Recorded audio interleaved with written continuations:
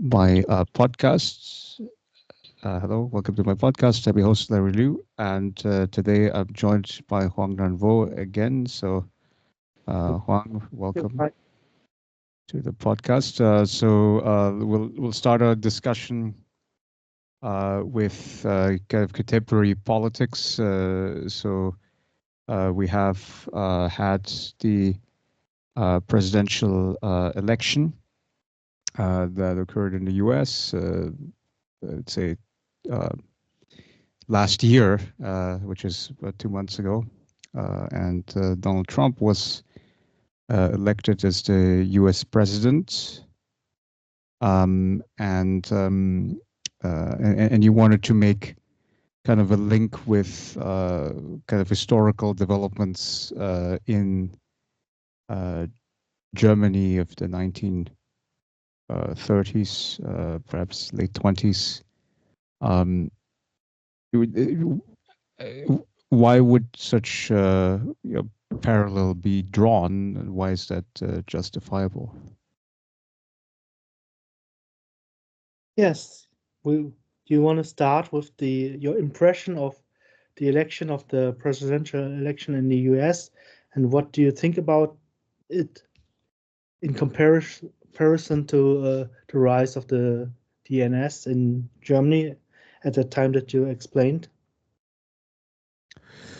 Well, I mean, for me, there's the, the, the, the linkage. I mean, there's some of it.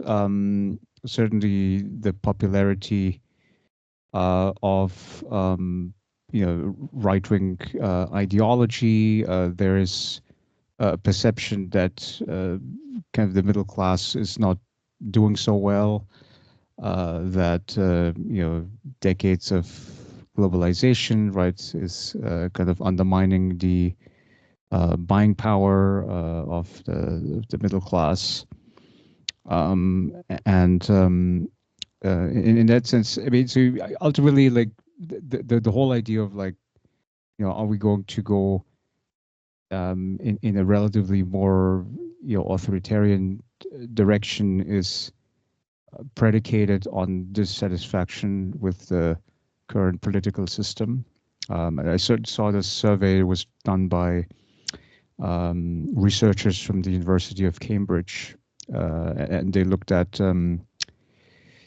approval for the current political system in a lot of countries in the world, and they find that on average the the silent and the boomer generation, so those before 1965 birth year, are quite consistently supporting democratic systems. But the younger generations are less so. Um, and, so there's, especially among the younger people, much more dissatisfaction with the, with how the political system works. And so it, uh,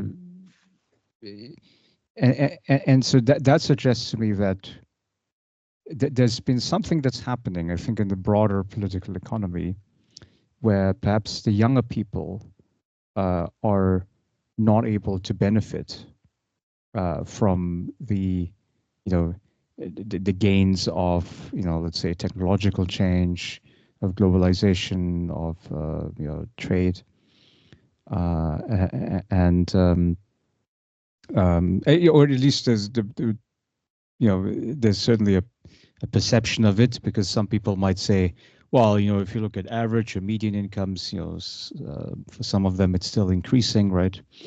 Um, but, uh, but there are certainly the globalization losers. Um, I mean, if you look, for instance, at the main political messaging by the Democratic Party, right, Kamala Harris campaign in the summer, she said this was a campaign of joy, right? Hmm?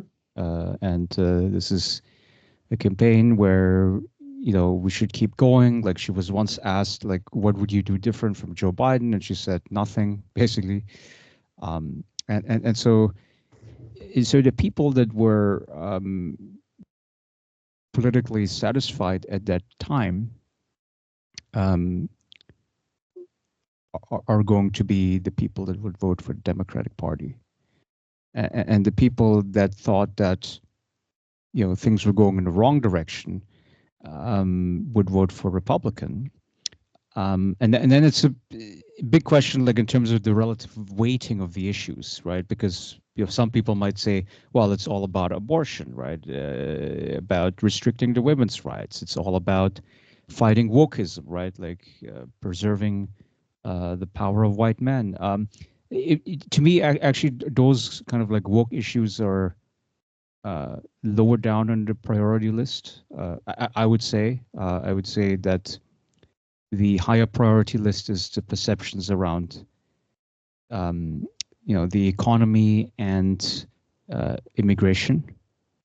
So that is to say, so the economy was driven large parts by inflation over the last, I would say, 2 years or so, and so people are, you know, perceiving that their incomes are declining, right? Um, and then on the border issue, there was a perception that there would be less immigration enforcement, that a lot of people that were coming in from through the border in Mexico would do so in an unmitigated way. So and so anybody who was dissatisfied with the status quo was going to support uh, Trump's reelection. I have three questions Yes. in this regard, and we can maybe by answering these questions we could get a better understanding of the situation. Maybe, and one of the questions is, how would media affect this election? Would you say this election was more compared to past election was more filled with hate speech and deception and lies compared to former elections? And because it's nowadays much easier to create fake news and social media and so on. And um, do you think that the young people who are not aware of this are very too much easily affected or manipulated by right-wing propaganda through social media like TikTok or something like that? And this is the first question. You can answer this at first, then I will go on with some further question to manage this conversation. Well, I mean, so social media, I think, is it, it, it is a factor, right? So it was something that used to not exist or matter that much because it wasn't there. Um, and certainly, I mean, the young people that I mean, it's also like a big question, like where are they and which platforms are they located? Because like Facebook, for instance, I saw is primarily like millennial and boomer kind of uh, like platform. Only And our generation you still use Facebook. My nephews and niece, they don't even know what Facebook is anymore. They are on Instagram or on TikTok or some other platforms. that's right, yeah, Instagram, TikTok, right? And I presume the main idea is that people are less into uh, text or just like plain photo, Mm. and they're more into like photos that are like spiced up, or even like short video clips, right? Um, and so in that way, what it does is like you have a much shorter attention span, and you might be um, less politically tuned in. One thing that has changed also in the media landscape is that the power of the mainstream media is significantly diminished. Because I remember during the first Trump term, it was in 2016, 17, the mainstream news stations, we're talking like CNN and MSNBC and even Fox News, they received a bump in the viewership, at the beginning of the Trump administration, primarily because, well, I mean, because Trump would make a controversial claim, right? He would say something would outrage people, and then the media would capture it, and then they were able to drive up sales in this way. Now, this time around in 2024, I think that it didn't work this time, right? So so Trump was still doing the same thing. I mean, he had his own social media platform. He was back on X, right? Um, but this time, even though they were the mainstream media was like reporting on it, there was no bump in viewership, and actually in these mainstream stations, I mean, they're talking about like cutting salaries and cutting staff, right? They're having to reduce you could say the total budget, because they don't make the revenues, they don't make the viewership anymore. If you look at the age profile, all of the cable news stations are basically like it's boomers, baby boomers exclusively. I mean, anybody like even Gen X and younger are basically not consuming any mainstream news media. And what's the implication? Well, the implication is that let's say if you have an alternative viewpoint, right? An alternative viewpoint from the so-called mainstream, then there'll be much a bigger boost to these alternative, explanations, alternative viewpoints, and that generally tends to benefit the people that are not considered part of the political mainstream. So there would be the Trump campaign, was boosted by Elon Musk, in large parts because Musk himself was donating to the Trump campaign, and then he, of course, controlled the X platform, and in that way, he could bring in, you could say, the alternative viewpoints that prioritize the so-called Trump agenda, right, on immigration and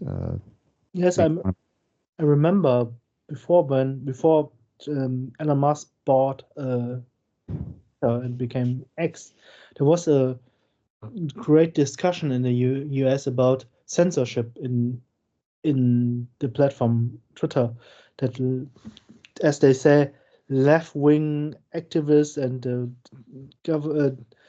censoring the right-wing opinions on Twitter, and this is not free of free speech and so on, and that's why Musk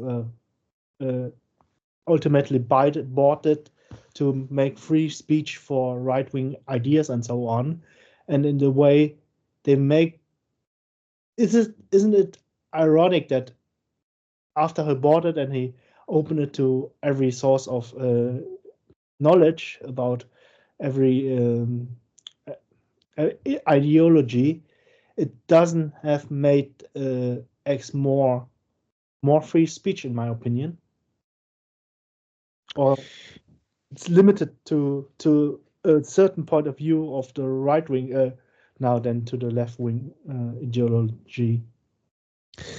well, so there was this one graphic that Musk was very proud to share, right, which is the partisan affiliation of the X users compared to the other social media platforms, and basically, like that graph shows that X is the most balanced platform, meaning that it's about 50% Democrat, 50% Republican, and many of the other platforms are skewing more heavily Democratic. Maybe with the exception of like Trump's own platform, which would be what's called Truth Social, Yes. which of course is an oxymoron. But um, so yeah, so I'm not sure like whether those numbers carry any weight or accurate or matter at all. But I think the idea of like bringing in like alternative viewpoints to the discourse, um, I don't find that by itself to be problematic at all. I think there's probably some level of debate that is necessary. So what has happened on the X platform, formerly known as Twitter, is that there were some like liberal people, some democratic users that retreated, basically shut down their own account on X. Um, and and of course that will by definition, I mean, it will shift the balance, right, of the ideology. But I'm not sure whether, I mean, like is that like a bad feature of X, like if people are like self-withdrawing um compared to like censorship, right? Like Mhm. like if you say like if Musk was to like switch the algorithm to censor the liberal speech, right? Then we would have a serious issue. He has not done that, and at least in what I could observe, because there's still some liberal viewpoints that I see represented on X. Um, so, uh, so at least on that basis, uh,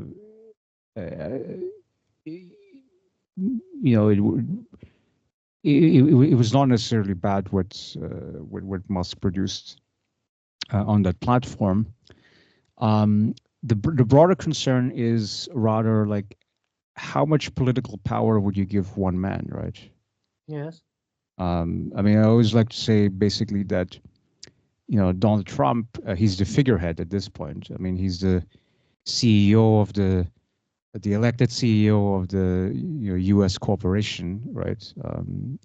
And Elon Musk is the chairman of the board, right? The guy that yeah sits in the background. And actually, if you saw the video of like the New Year's Eve, right, celebration at Mar-a-Lago, and both men were dancing to YMCA, right?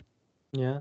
Um, and it just shows you, yeah, that there is a you could say a power vertical that is being established where look, I mean, the oligarchs, I mean, they had a lot of power, I think, historically speaking. I mean, if you go back to the, like Rockefeller, John Rockefeller days. Mhm. But it was always like there was always some arm's length, right, between the U.S. government and the corporate leaders. Um, and, um, and what Trump is basically open to is to remove that barrier, right?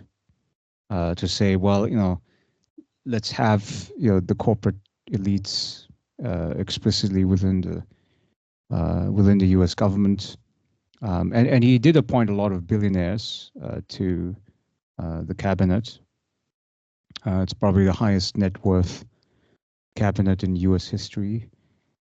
Um, And you see, I mean, within the U.S. discourse, it's very different than the European one, right? So in the U.S. discourse, business leaders are generally respected, Yes, or revered, and people are desiring to become billionaires themselves, right? There's no like explicit hatred of the very rich, at the general cultural level. I mean, of course, if you like if you're moving in circles where I move, right, like within like universities and the educated urbanites, yeah, I mean, there's going to be some resentment against billionaires and rich people, uh, but in the general population, I mean, if I'm saying that the billionaires are taking over the political system, um,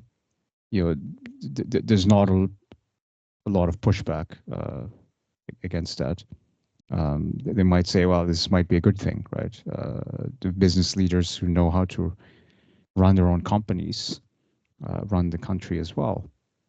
Um, but there's a risk, right? Like there's this risk of the corruption, right? Like for instance, like Elon Musk, his net worth shot up to I think $450 billion immediately after the election, yeah, because the investors into his companies, they were getting very enthusiastic because they know that his company is going to get more government contracts,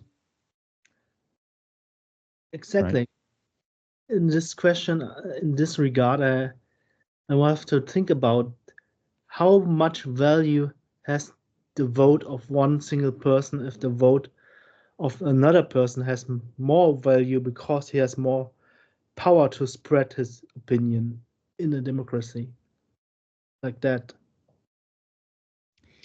Yeah. So I mean, if effective, so if you go to kind of like Marx's analysis of the 19th century France, right, where he was like, um, the state is the executive committee of the bourgeoisie, right? That's what he said in the Communist Manifesto. Um, and so that suggests that like there's going to be a conflict between the political system, which is democratic, one man, one vote, and the economic system, which is oligarchic, right? Basically, the people with the largest amount of capital have the most power. Um, and that tension within what Marx called the bourgeois democracies, Mhm. that's kind of always there. And then there are going to be some periods uh, where that tension is going to um, kind of be very very huge. Um, and yeah, if you go back to like this Piketty thesis, right, Thomas Piketty, where he looks at kind of like the long-term inequality patterns, right?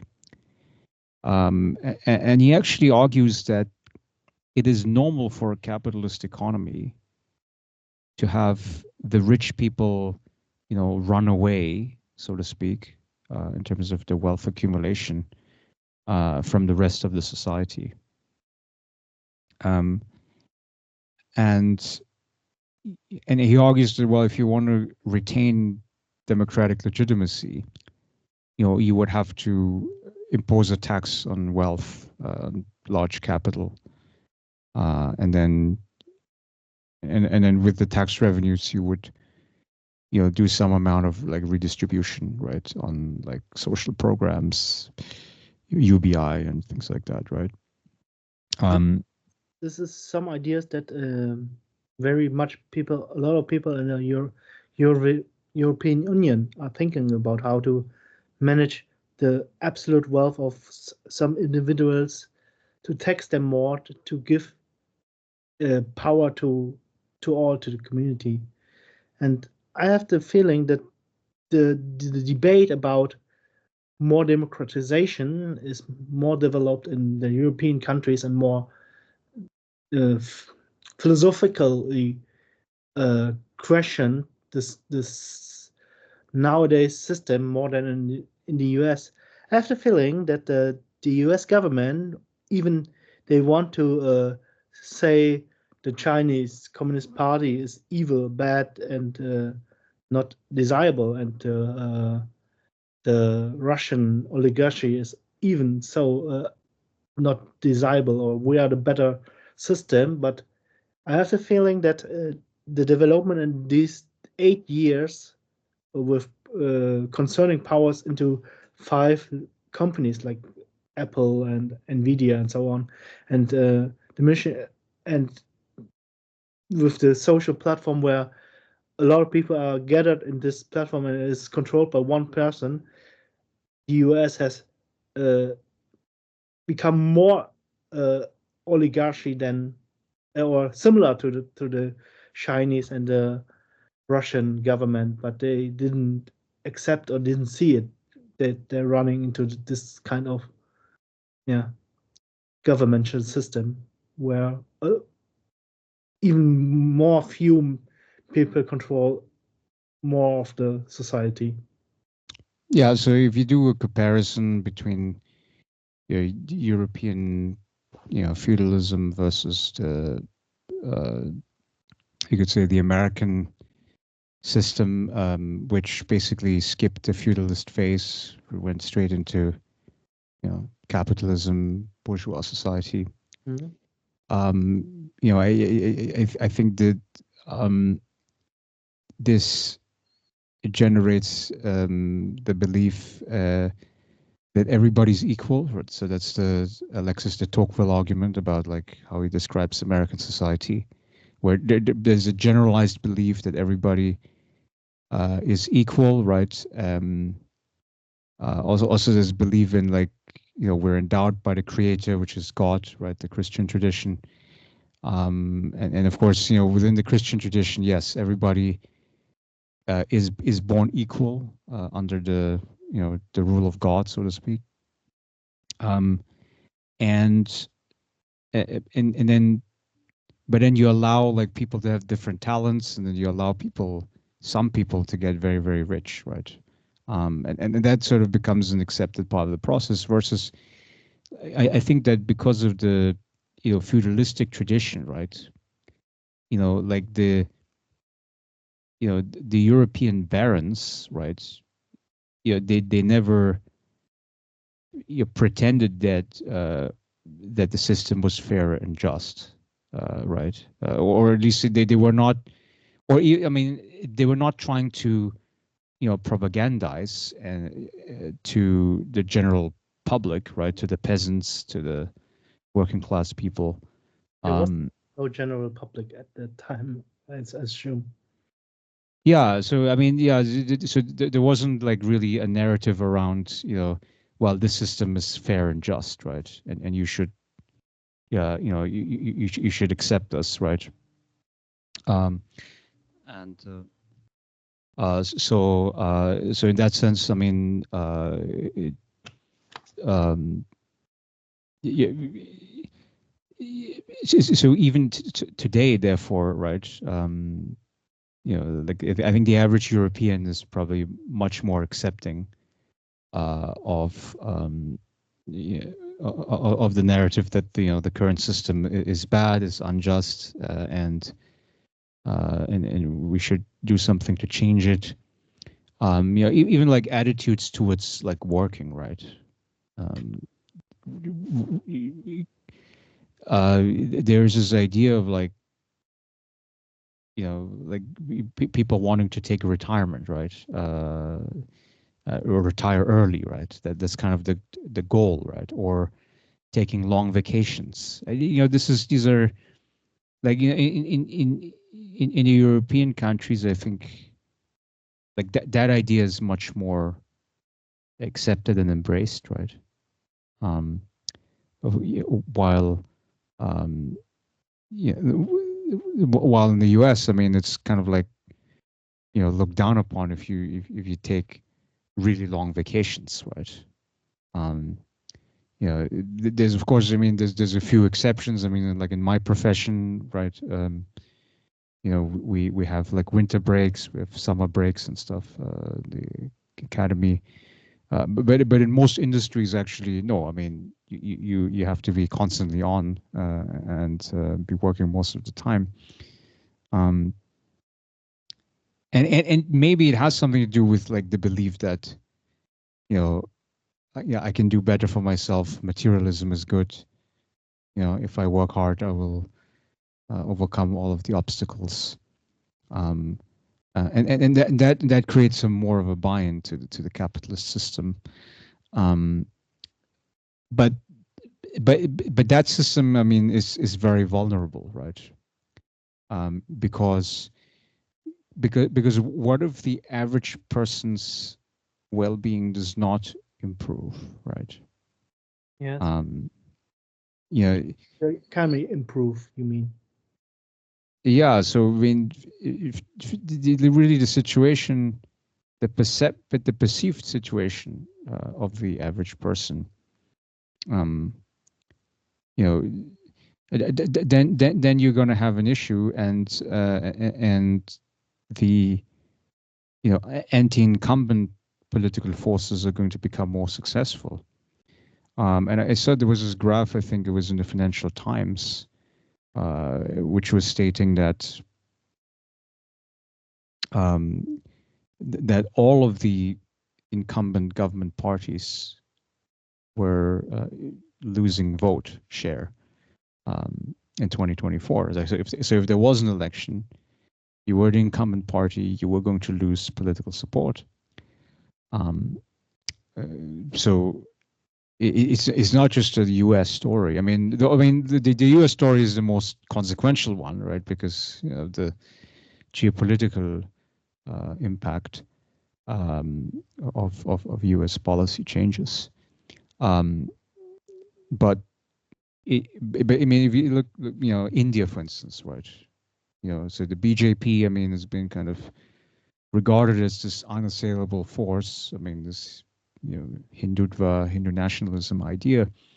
And yet even the BJP lost vote share, right? They still stay in power, right? They have enough votes, but they're now in kind of a coalition kind of government, right, with bargaining with other parties. Um, and so I think, yeah, there's a significant amount of uh, you know discontent that's going around the world. Uh, and and so I mean then it could mean that, well, the global system itself is becoming certainly less stable than previously. We have indication that this is the fact when, if we look to the Chinese society nowadays, they were promote their government promoted that, like, follow our rule, our lead, and we may and don't question our governmentalship, and we make you richer. We make you rising up the social ladder. We make you have more than your forefathers have, and so on. But as I read from different sources that nowadays, since 4 or 5 years, a lot of the well-educated young people in China are hopeless to get a good job and lost their perspective for future, and so they move out to to their home cities and so on, and live a quiet life instead of engaging for making career and something like that. And this is because our economy, our the when we came to globalization, we promised there's always increase of economy capacity, but this has reached, I have the feeling, is going to reach a limit because of social structure, environmental problems, and even nature problems because of climate change and so on.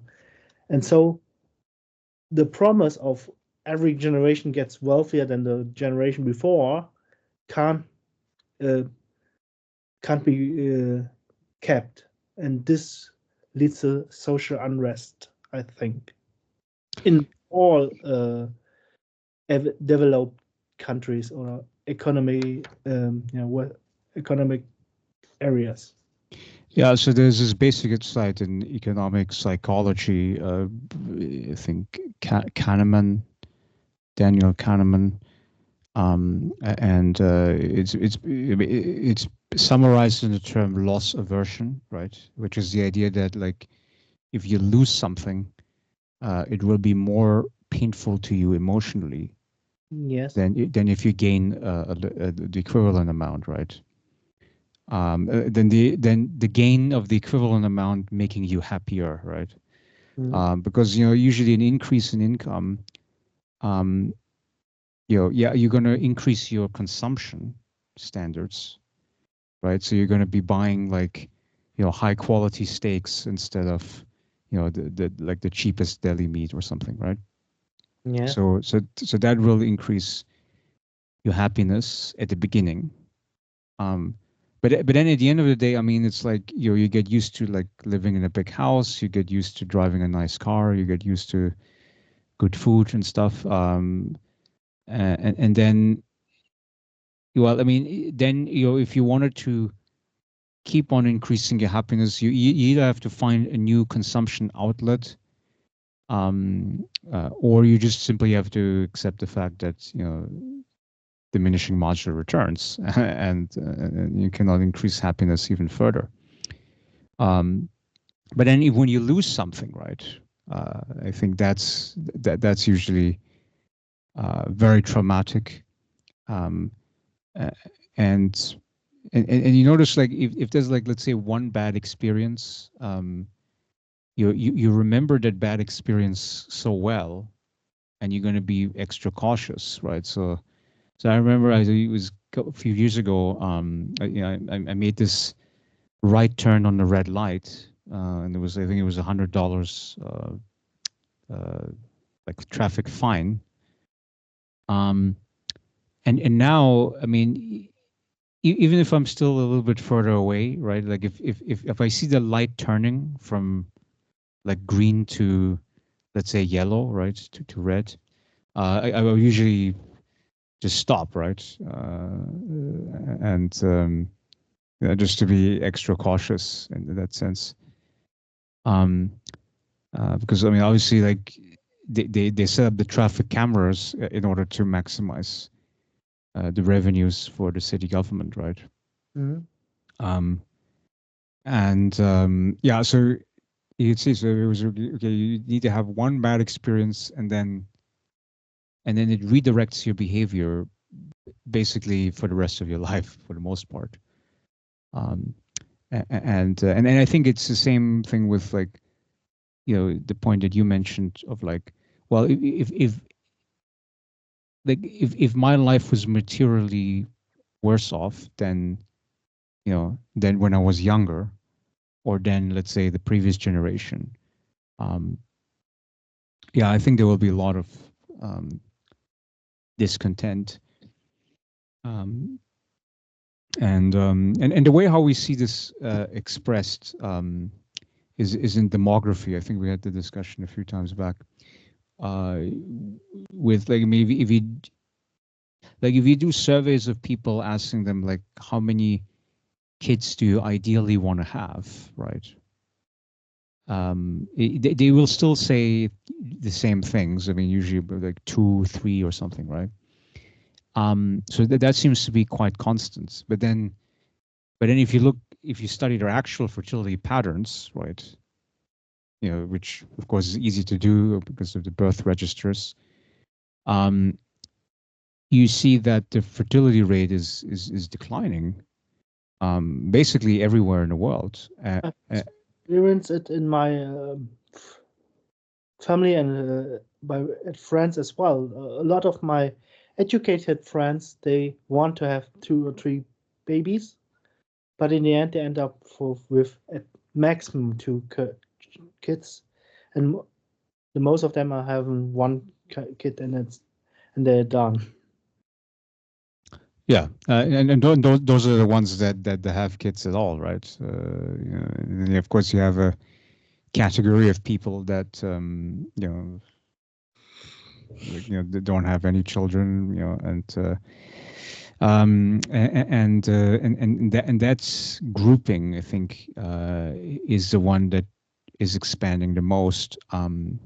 Yeah, I saw like some statistic about like, so yeah, so the marriage rate overall is declining, but among those that are married, most of them do end up having children, which suggests to you that marriage, is primarily an economic decision, right? Where it's basically people who have decided to get married, they they already know that they are so financially well off that they can afford to have kids, right?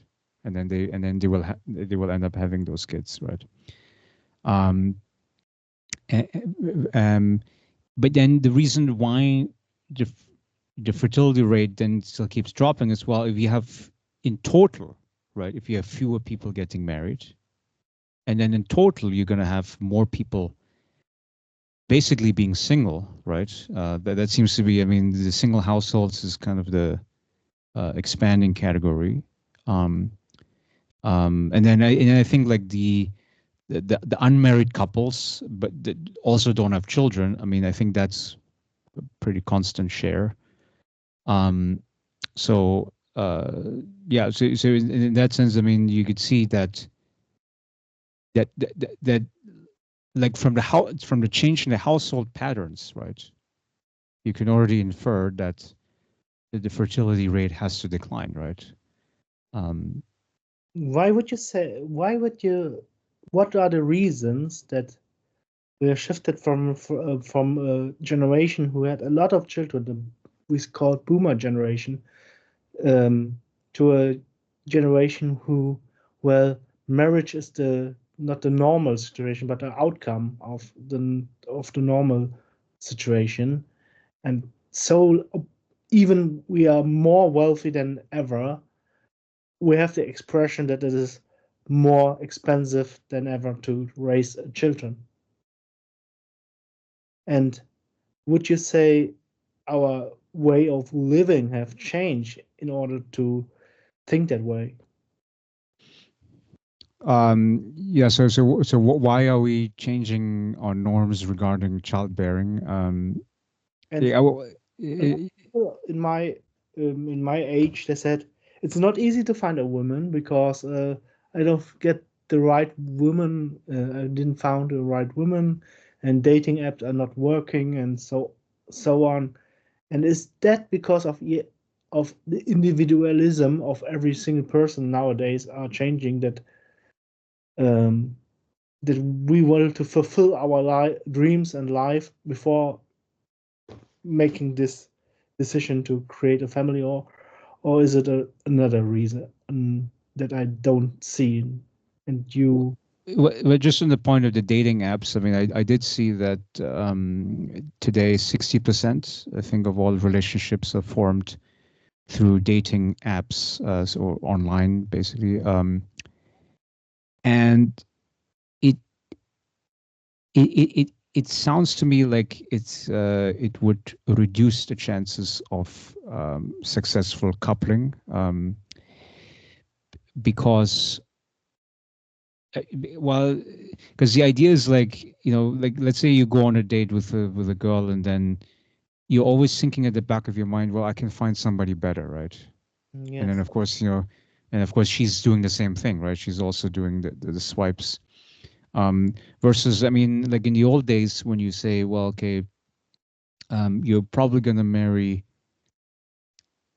the person that lives in your neighborhood, or the person that goes to your church, the person in your high school, or something like that, right? Where like it is definitely the case that you could always find somebody better, um, but um, but but you were not exposed to it back then, right? Like before the era of the dating apps, you might just say, Well, my the person living in my neighborhood is probably good enough, right? Yeah. And you don't put these high expectations, and then those relationships tend to be very stable, I would say. So that could be one factor. When I But the day, yeah, when I was younger and start studying and so on, my university, there was a lot of parties where people who study the same thing could meet and get in contact, get in.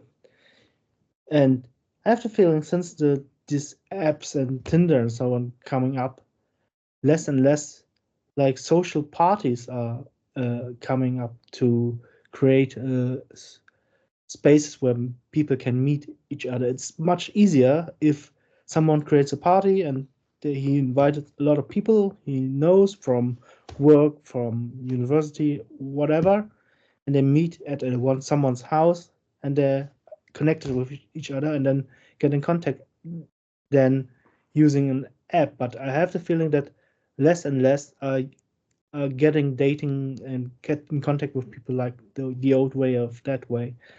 And is it because we are so too lazy to interact in this way anymore, or what's the reason? Or because of big city, there in the big when my parents lived in a village or town, everybody knows each other.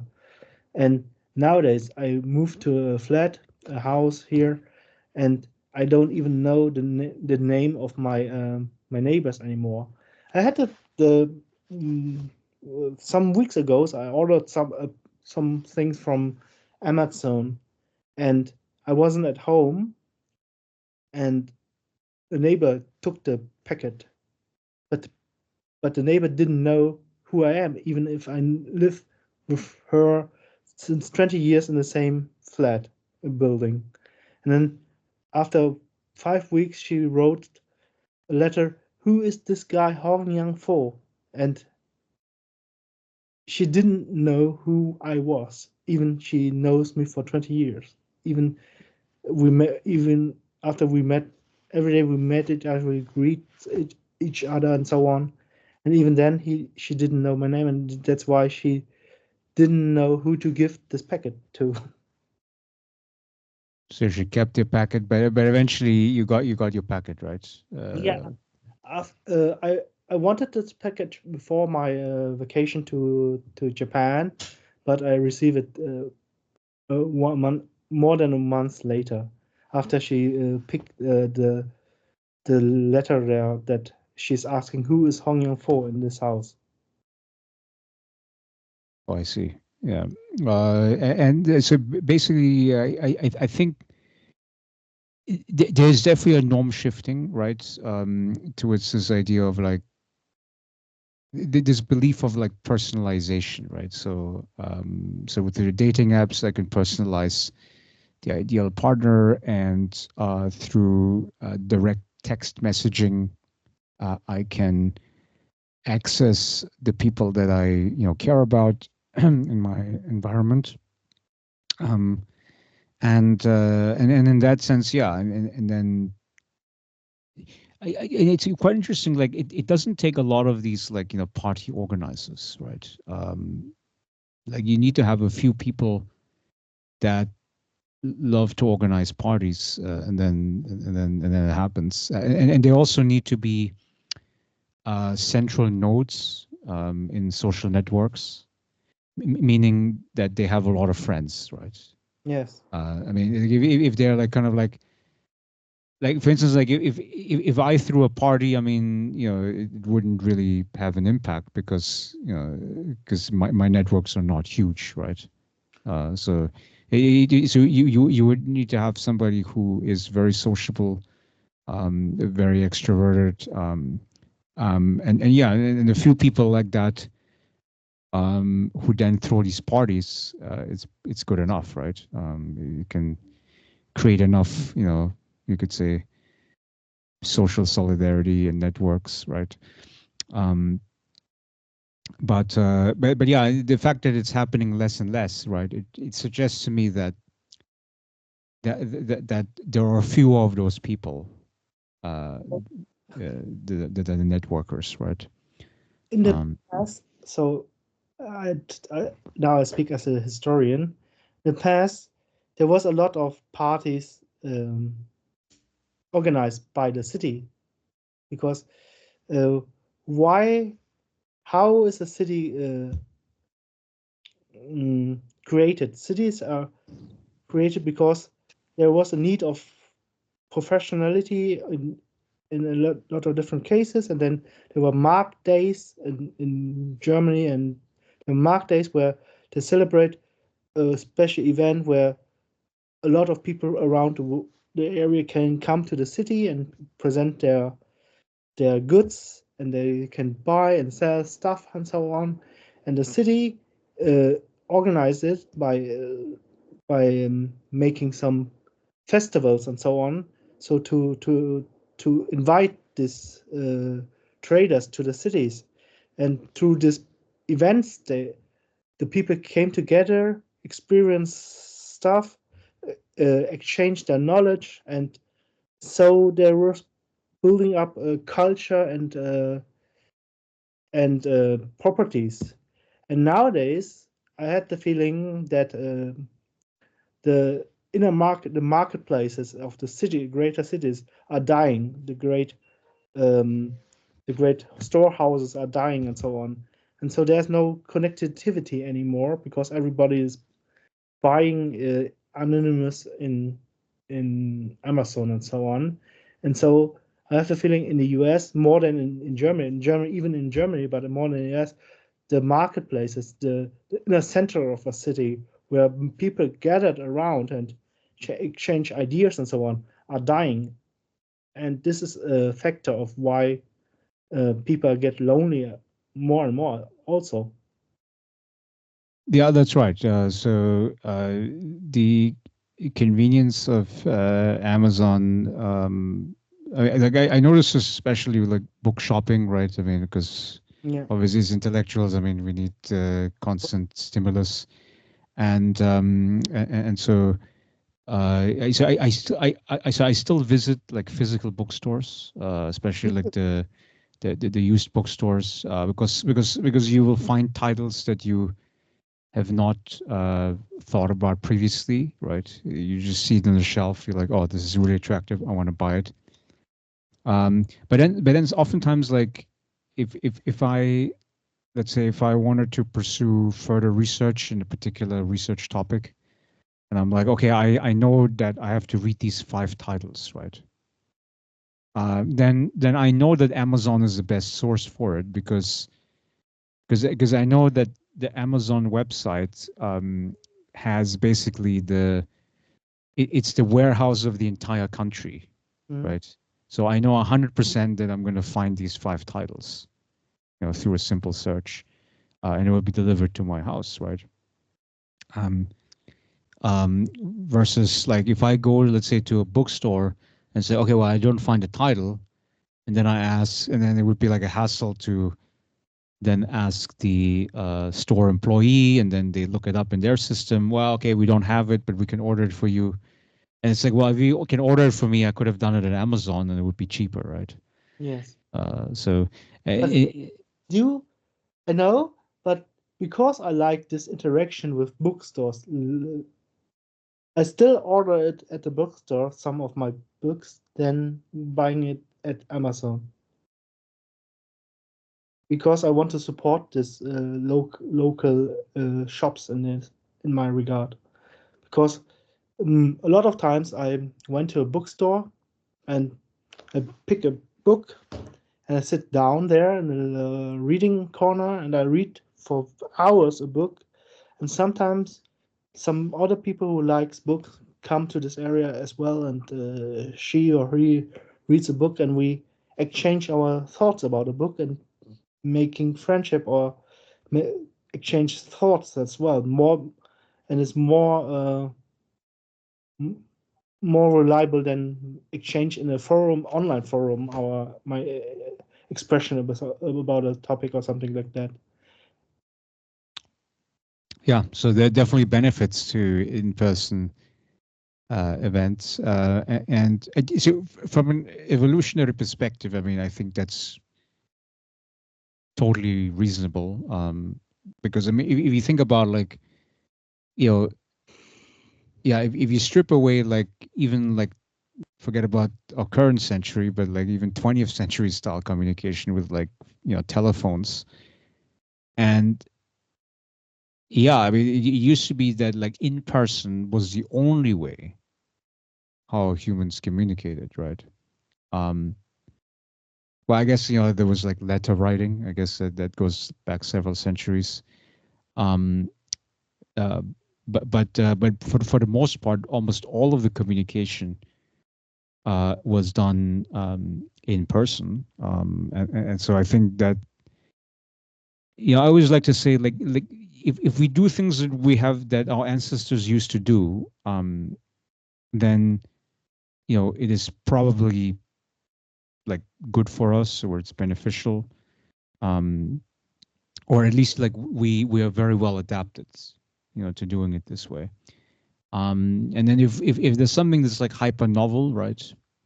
Like for instance, like the social media that we started a discussion with, or the dating apps or things like that, um, then it's a question mark, right? I mean, it could be the case that maybe over centuries of adaptation that we will be very adept at it. Um, but then it's also another big question of like whether we then exist in the species form, right? I think like if you follow the debates around artificial intelligence, um, where there's a lot of trepidation regarding you know job security, right? In a lot of sectors, I mean, especially now in like a lot of the computer coders, right? The software engineers, because it's interesting. Like I have a sense that like psychologically they're the most panicked about AI, um, and that's because they live in that world of AI, right? Mm-hmm. In ways that like I mean, even we in the universities, I mean, we kind of treat AI as a curiosity because we're like, oh, look at how fast I can write literature reviews nowadays, right? But it's still sort of like you know it has like this feeling of like this is happening at arm's length, right? Mm-hmm. um but certainly, I mean, if you're an engineer, you're just like, well, I'm building the product that is going to displace my job. um and so maybe there's a much higher threat perception. um but I don't necessarily see this kind of automation having to be confined to just one sector, right? Um, But the discussion of AI is a quite difficult one because every every kind of people are talking about this issue, this topic, but a lot of people don't think it over enough, the topic of AI using. In Germany, we talk about this concept as well a lot. And for example, the people say nowadays you have some large scale model who can you type something into it and then it creates an image for you.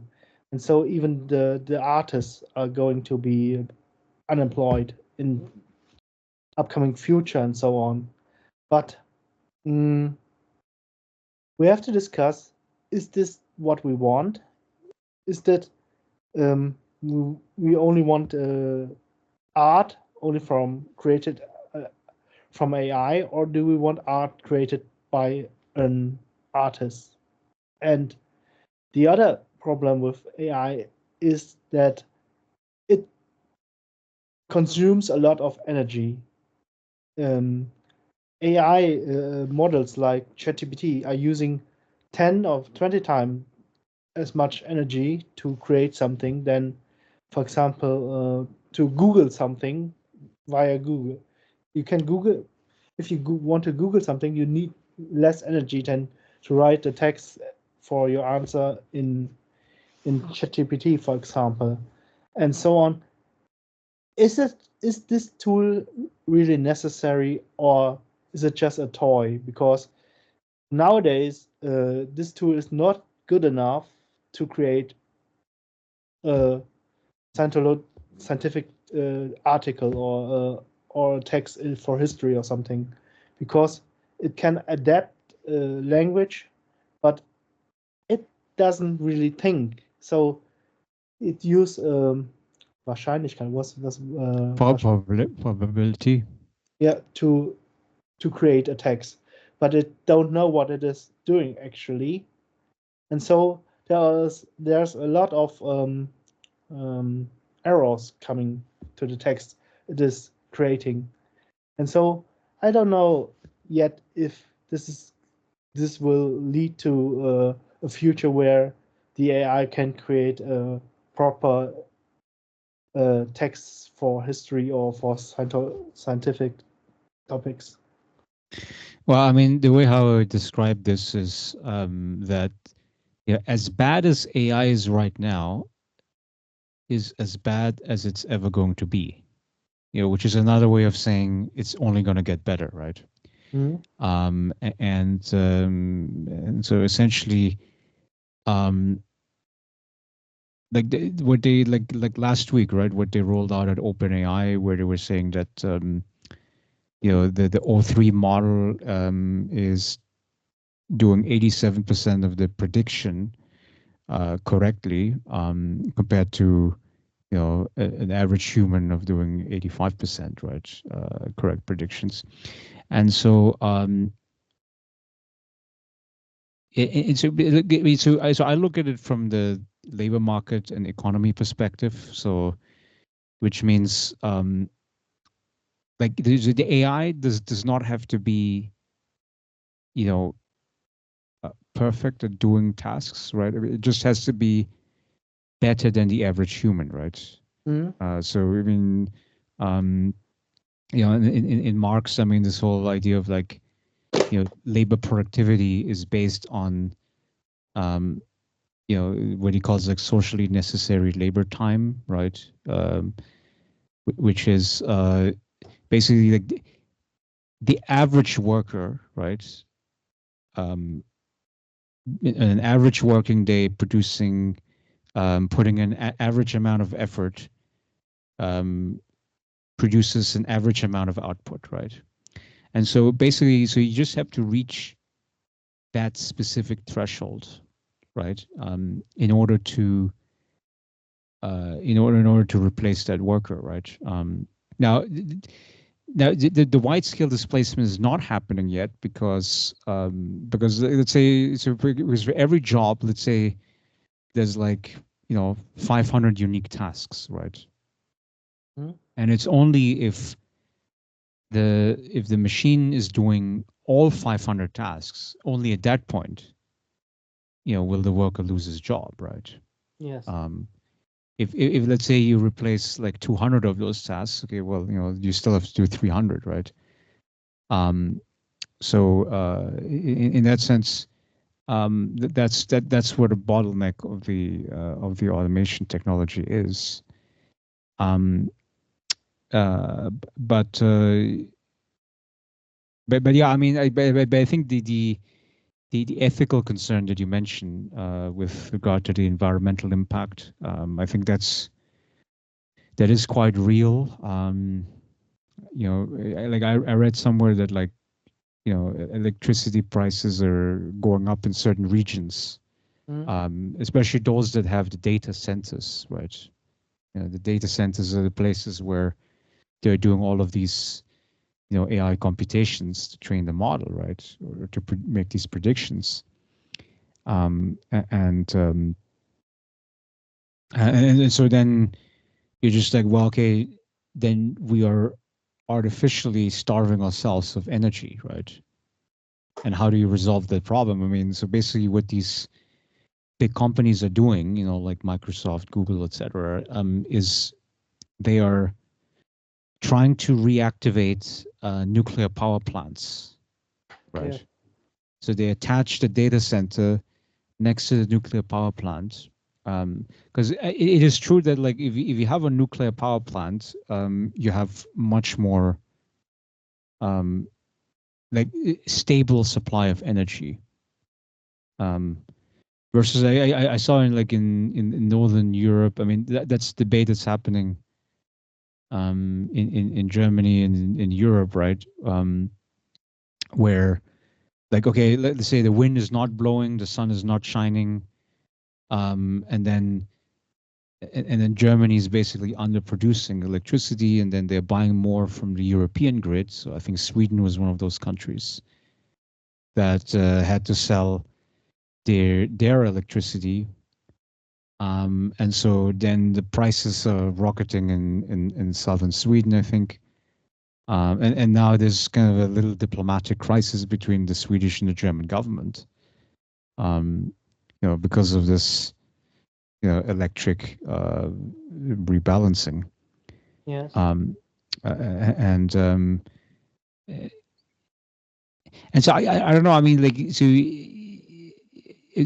so what is your take on kind of like the German, Green Party? Because it looks like, their position was that, you know that you had to shut down those nuclear power plants, look at the environmental risks that we are unnecessarily exposing ourselves to. Yeah. Uh, So Germany is a very have a great awareness of environmental changes nowadays, and so the Green Party want to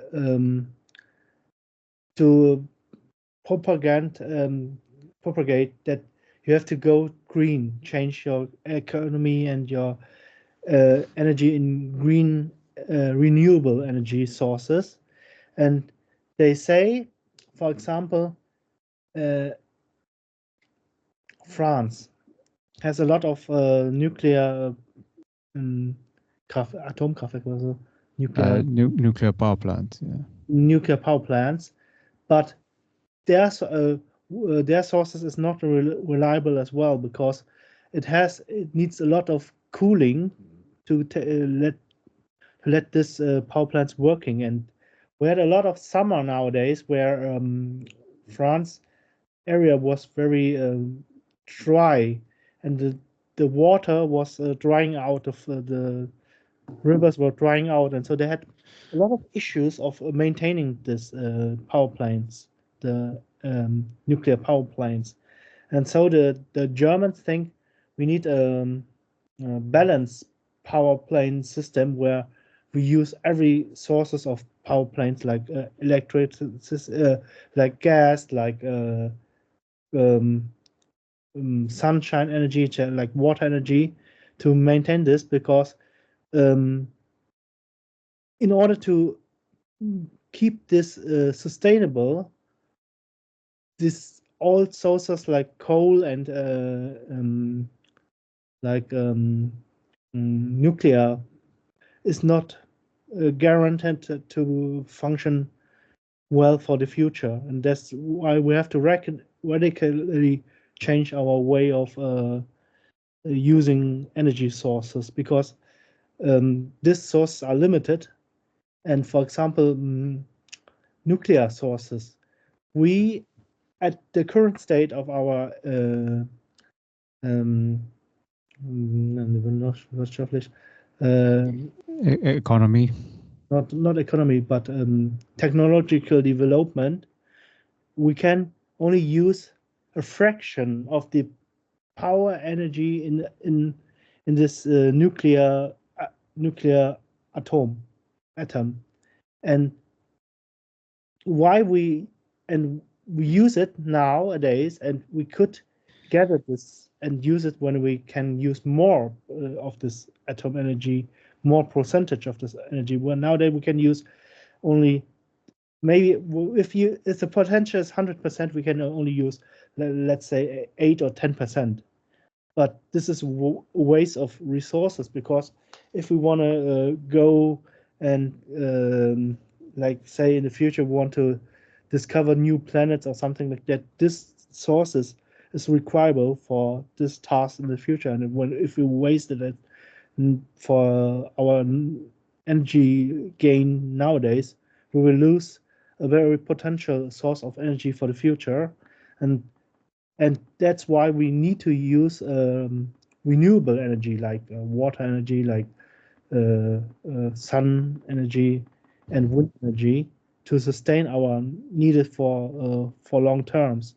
And the German party of the Green are promoting that we have the European Union have to work together to create this infrastructure to stay stay healthy in the energy sector, and be less addicted to gas or something from outer sources like Russia. So basically, I mean, what is required is an energy grid, right? Where so because you're gonna have places where there is a shortage of electricity because the sun doesn't shine or there's not enough wind, and also it might be like a very cold season, so they're turning on the electric heater and stuff. Um, yeah, versus like there might be another region where like there's a lot of wind, but the population is very small, right? Like Denmark would be one of those examples. Yeah, Um, uh, we have to build a worldwide network of energy exchanges, so we can, for example, if in summer in Europe is summer, then somewhere else is winter because of nature. And if we can't produce a lot of energy, we will get this energy from sources who can produce at that time the needed energy, and we exchange it with them when they cannot produce it. And we're so the Green Party wants a society where the world, or at least the European Union, um, creates a exchange of energy. If this country overproduce energy, they put it into a network of energy for the entire European Union, and then everybody who needs this energy can take it, and then well, that's my impression. That's already happening, right? I mean, well, that's why the Swedish government was so upset about selling to the Germans, and then and I guess the Germans this past summer were upset about selling to the French, right, because of the issues with the nuclear plants. Mhm. So, I mean, I think to some extent, I think that the European grid already exists, isn't it? It is existent, but it's not managed well yet. And for example, if we're going to the winter season and we don't have enough sun energy and so on, we need to cooperate with northern African countries, where, for example, the countries are laying in the Sahara Desert, where you can installate a lot of sun plane sun planes who created sun energy, and we have to develop technologies who can save this energy and send it to the European areas or something. And we have to pay, and we have to develop this technology and help these countries to create these planes. This is in Germany the discussion nowadays about power planes and sun energy sustainabilities. I mean, wasn't there some technical difficulty of using the Sahara Desert? Where basically, I mean, so if you try to put up these solar panels, I mean, are you going to be able to, maintain it there?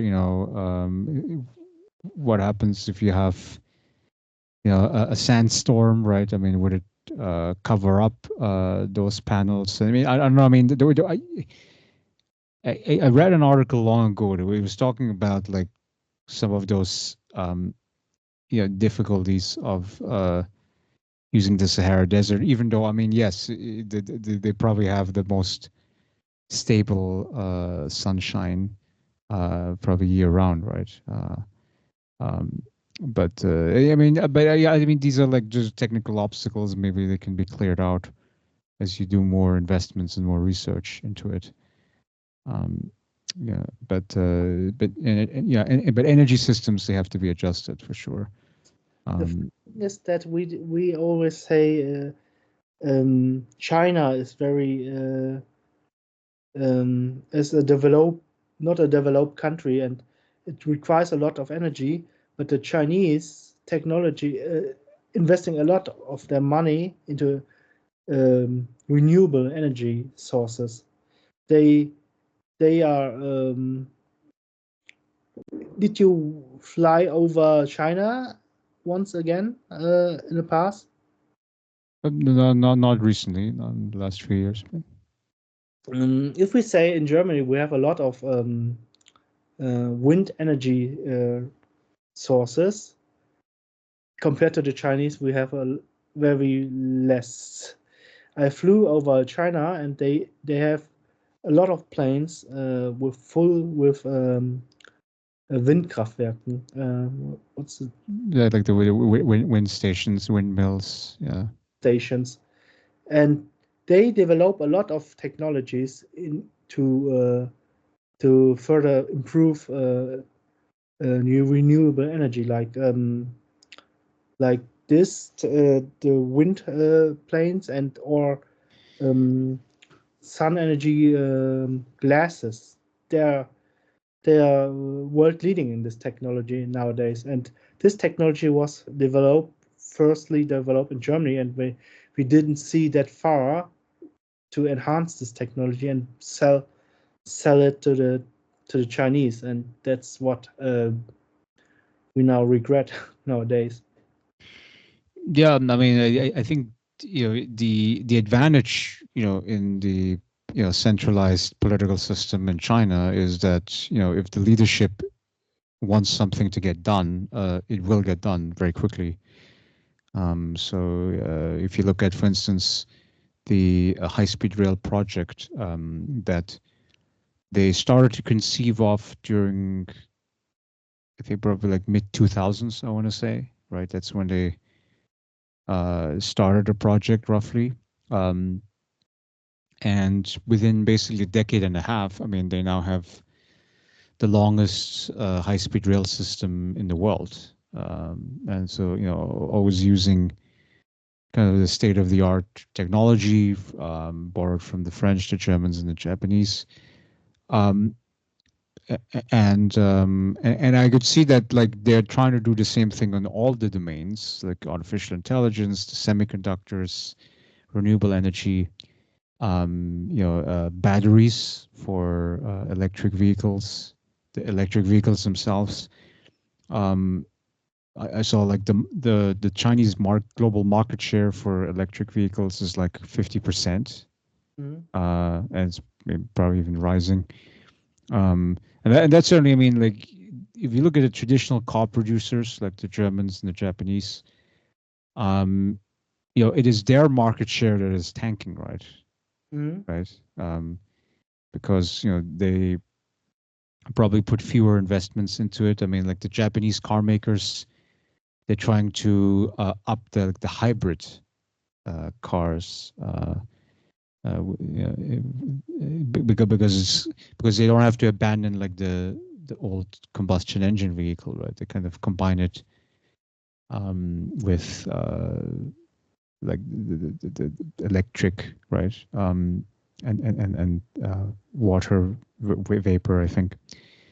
Um, and then the German car makers, I think they were, yeah, I think they were much more committed to sticking with the old technologies, like uh, like this whole debate about like e-fuels, for instance, right? Which was kind of like it sounded to me a little more like a marketing thing, right? I mean, where it's like, hey, look, we can still do like the gas fueled cars in this other way, right? Um, so it there's definitely advantage in that sense. Yes, there are advantages to central planning, um, and, um, and that's what the Chinese are showing off. Um, Now, however, I mean, but your point that you mentioned earlier of like, is a perception of an economic crisis in China. Yes, I mean, because ultimately, I mean, like even like the export market, which is thriving for China, but it's only one segment of the economy, right? Yes.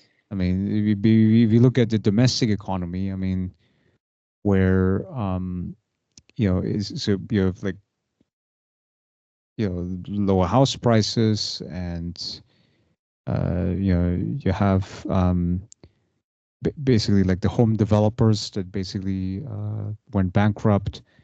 um, the net worth of the private households is kind of diminished, which also has an impact on consumption, right?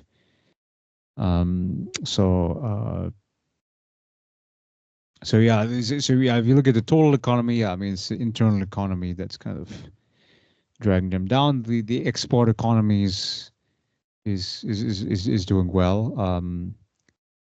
But also like the export economy is less able to save the overall economy, and I think it has to do with the with the Chinese share of the total world economy, Yes. right? So back then, I mean, if let's say if the GDP was like less than 5% of the global total, then it's very easy if you have like a large export volume Mm-hmm. to lift up the whole economy of China, right? Yes. But right now, I mean, if the global economy, like I think there's 17, I think 18% of the global economy. So now it's going to be way more difficult, right? Uh, to, to, to, to use the exports to get out of the crisis, right? Um, so yeah, so ultimately, it's like I mean, like the big idea. I think like we are on a finite planet, right? Finite resources. Mm-hmm. I think that should always be kind of the point that we have to acknowledge and we have to go back to, um, uh, and we have to find a new social contract, uh, where people accept maybe that life is not always getting better, right? Yeah, I have the feeling we have three blocks of economic centers: the US, the European Union, and China. And the US and China wants to increase their economic capacity and trade, and that's why they are konkurrieren. They are In competition. competition with each other in getting better technology and better companies, and um, and the European Union is out of the left side of this competition, but we have an developed economy that we want to perceive and to yes, well, erhalten, also To preserve. yes, it was preserve, and that's why we regulate our economy in our own hemisphere, in our own kind of economy, and working it out in the countries of our union. And I have the feeling that the US government and the Chinese government want to break into our economy and weaken our government, our society by deregulate our regulated economy. Like, why did Elon Musk wants to make propaganda for the the AfD party in Germany. And then one conclusion is that he wants to weaken the European society and wants to weaken our working rights and so on, and in order to push into our market. He don't. He, if you want to compete in European Union's economy, you have to you accept the regulation of European policy, and that's what he didn't want to, and that's why he wants to lockern, Is to deregulate. Yeah. deregulate this, and that's why the reason he share with the AfD party in order to make our economy weak, our society weak, and our regulation system weak, in order to push into this market. I think I think it's a fair analysis, and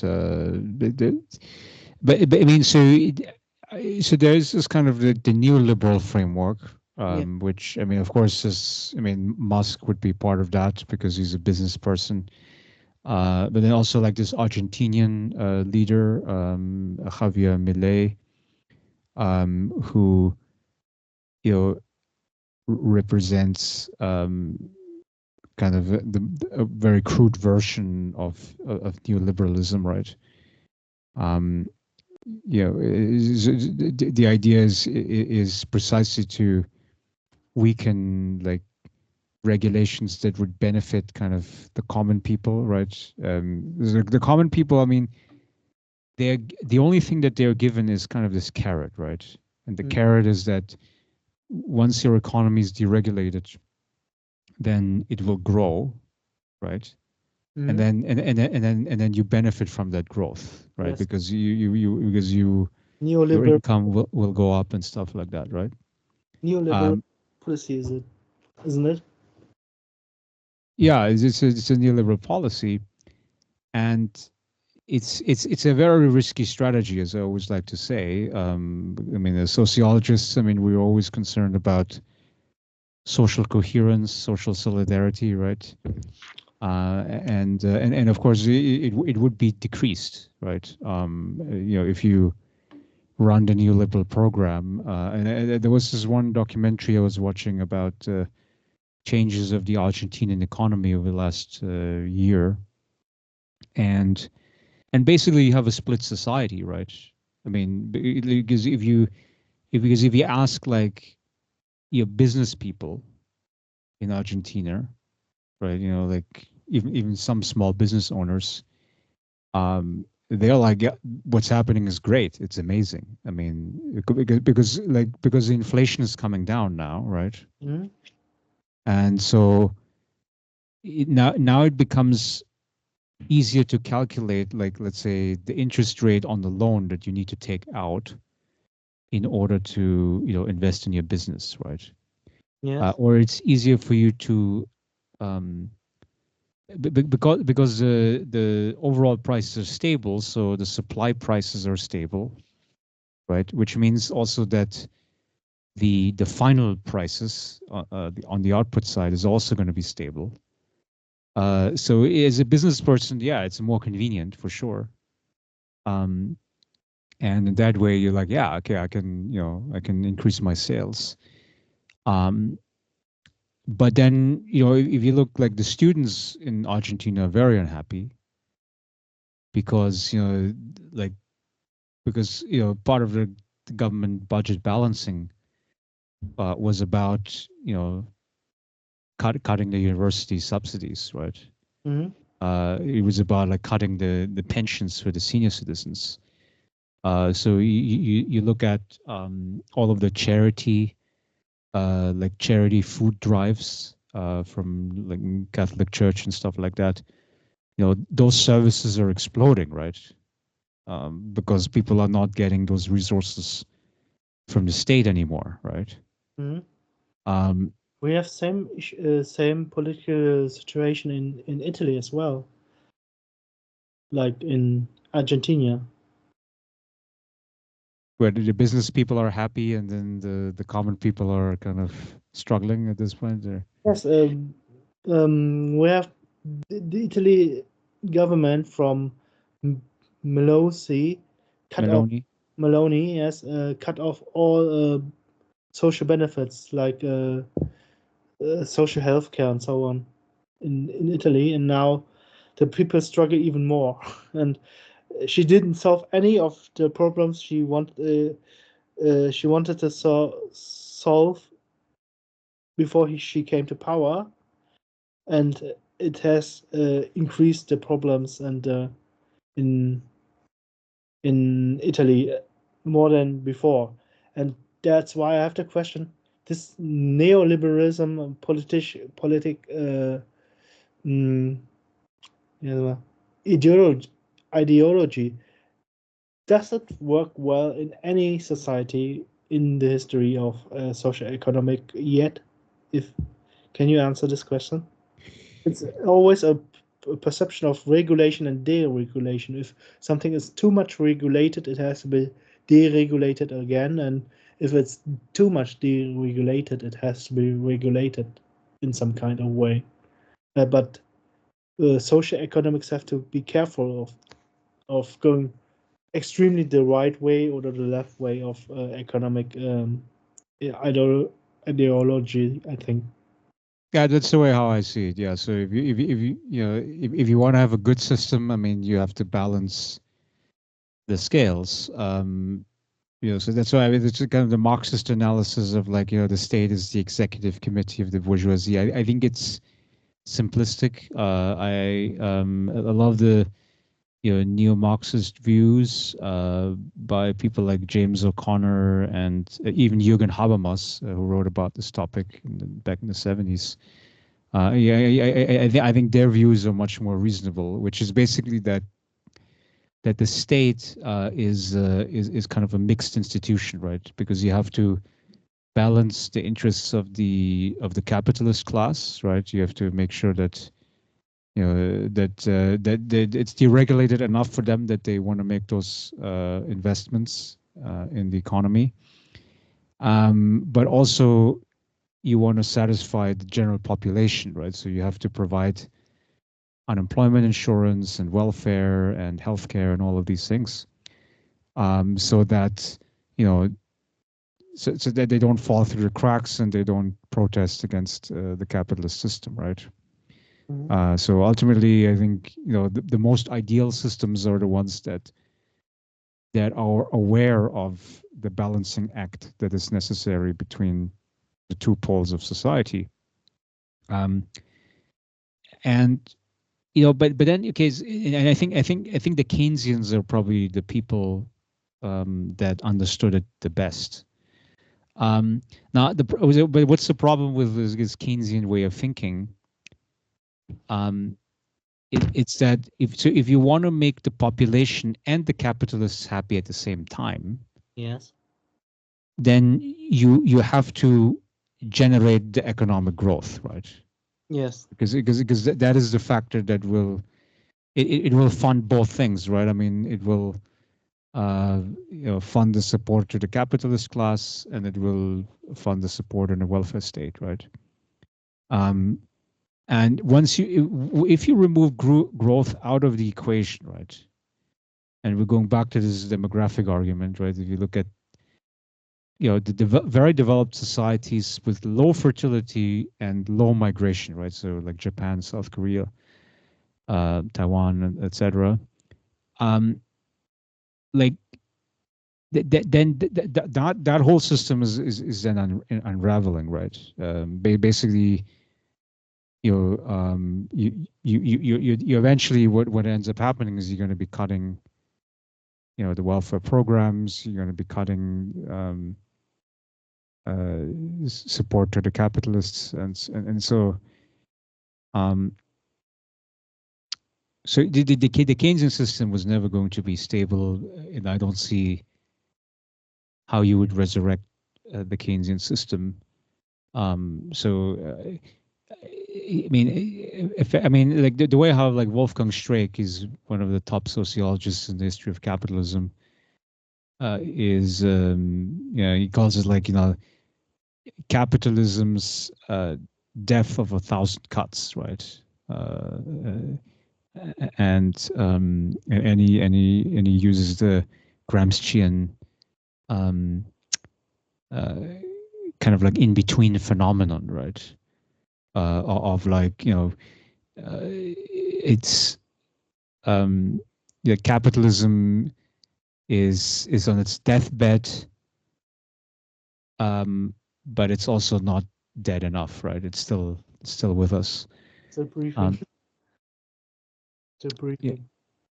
and then it creates monsters, right? I think there was a But wouldn't it be an idea that we social market economy is depending on growth, as you say, that we have to generate growth, then the capitalist profits from this growth, and then they can share a part of their income and their uh, to the society and to the government, and the government can use this wealth that has been generated through growth to create social systems and so on, and build like schools and healthcare system and so on.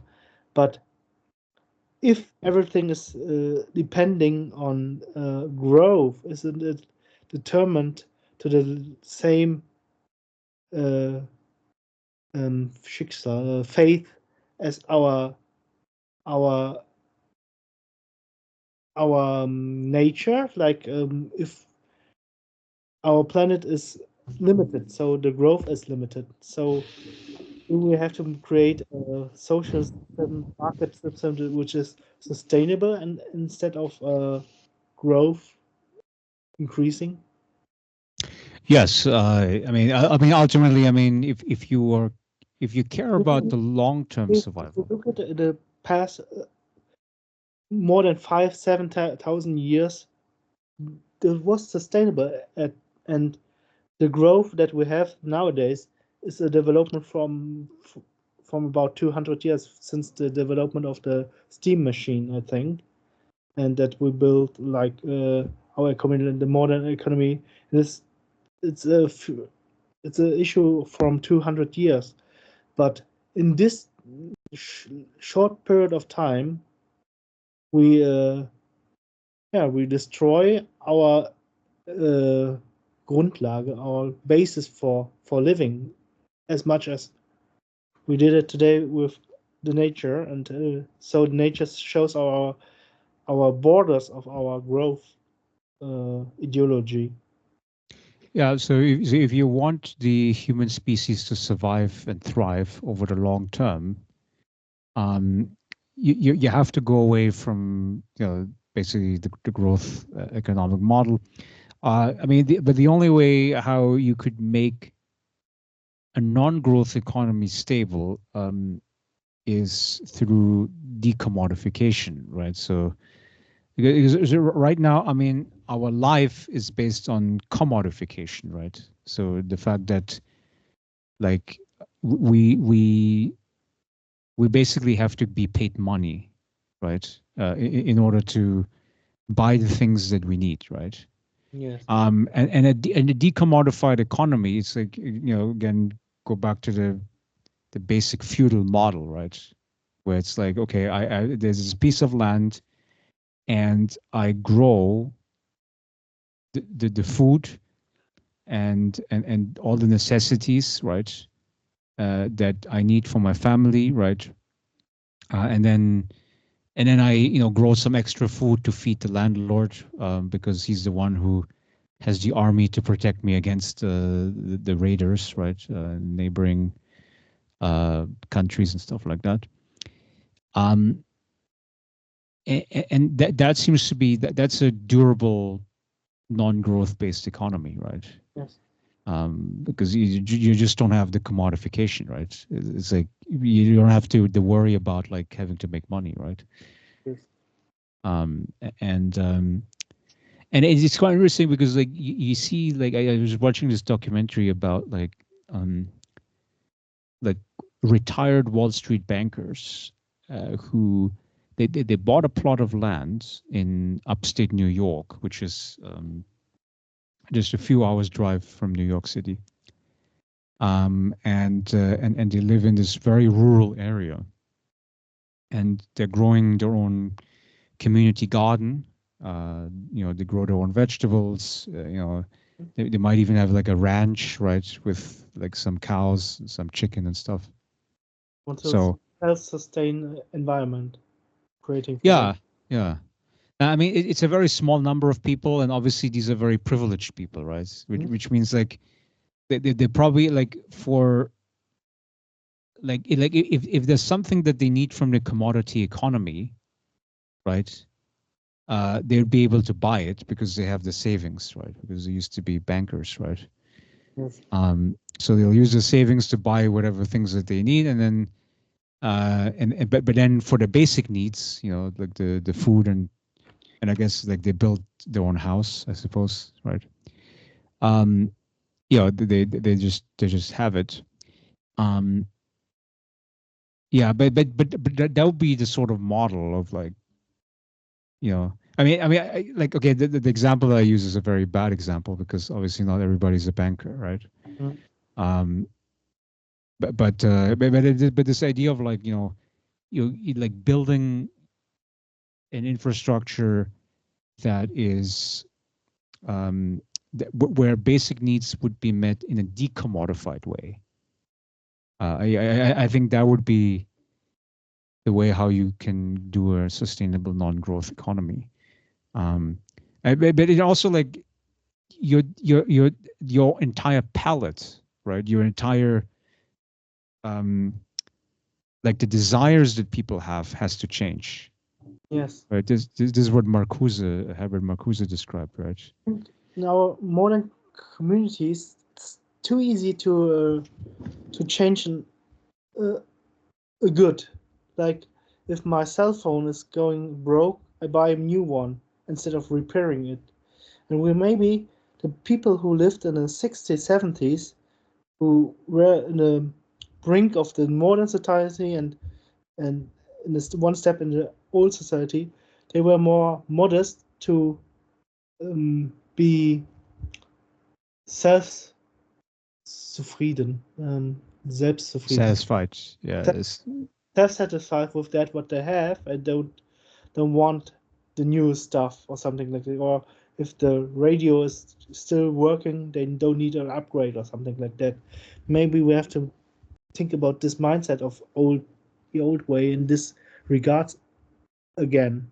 But this would lead to not growing economy because if no one buys the new stuff, the economy don't need to produce the new stuff. So there's problem that is very hard to solve. Yeah.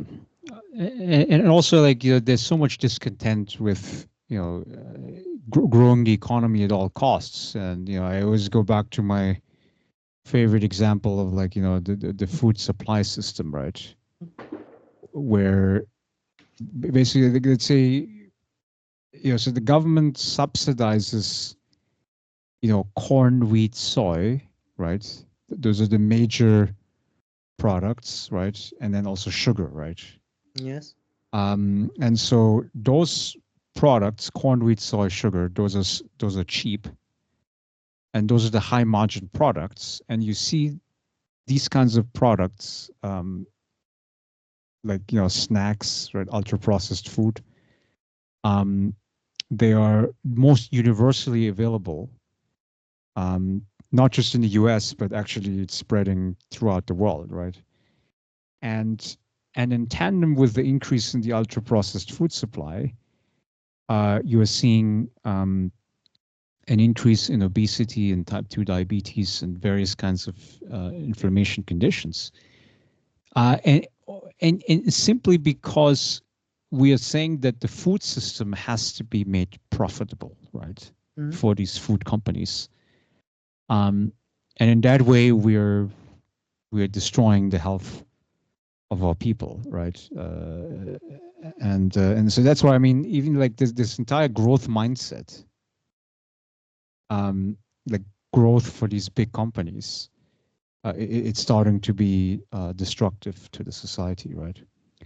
I mean, basic needs can't be a subject of capitalism, I think, because this will destroy our society. Because someone who is thirsty cannot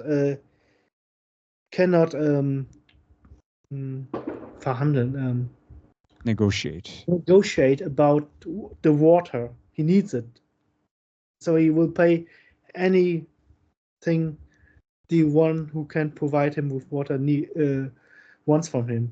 And so these basic goods in Germany and or in European Union is to understand that basic goods can't be products of capitalism in order to maintain our social stability.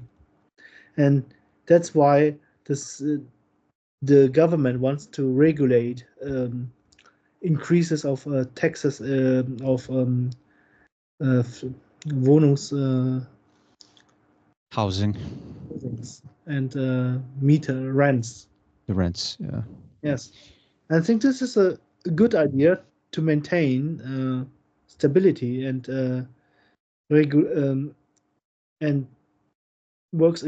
should work against the idea of growth at all costs. So some of this area we can maybe it's better to say some areas can grow for like some technology to benefit society or to make our life more comfortable, but some must be regulated and it can't be objects of um, speculations and profit mongering. Yeah, Work yeah, living place. yeah, yeah. I would agree with that take. But but in a sense, I mean, like of course, like the economic political system is not driven by intellectuals, people like you and me. It is basically uh, it is driven by the most powerful forces in society, and yeah, it is true. I mean, the most powerful forces are going to be, you know, the capitalists, right? The corporate leaders. They have, relatively speaking, the most power, and we're going back to Elon Musk, right? This leads Um, our first question is who, how democratic is our society if one vote is more worth than 10,000 votes in the end? Like Elon Musk's vote is obviously more worth than the votes of 10,000 or millions of people in the lower class of the American society. In the end. yeah. Okay. So if you look, for instance, at I think we discussed this in a last conversation, not in the recorded one. There's a debate in the U.S. Between the, you could say, pro-skilled migration faction, Mhm. which includes Elon Musk, and interestingly, Trump also sided with Musk in that topic, and you could say the right-wing conservative, which also mixes with kind of like this white ethno-nationalist camp within the Republican Party. And that faction is like anti-immigration, right? So this faction is led by Stephen Bannon, um, and yeah, and so it appears to me the case that for now, I mean, the Musk faction is having the upper hand, because they are the ones who want the skilled migration, and because they want the cheap labor force, right? Because it's ultimately, if you have like a high skill cheap labor force, that's how you subsidize, the capitalists, right? Mhm. Um, and yeah, and then kind of like the Bannon faction, the kind of the white nationalist faction. Um, they want to have low immigration, right? Mhm. Because they think, well, these people are taking away our jobs. We want to preserve what we have here. Um, But the question is, for example, this discussion is spreaded by the AfD faction as well, but the jobs to the immigrants take from the German people are mostly the jobs that the German people don't want to do in most cases. Like if the African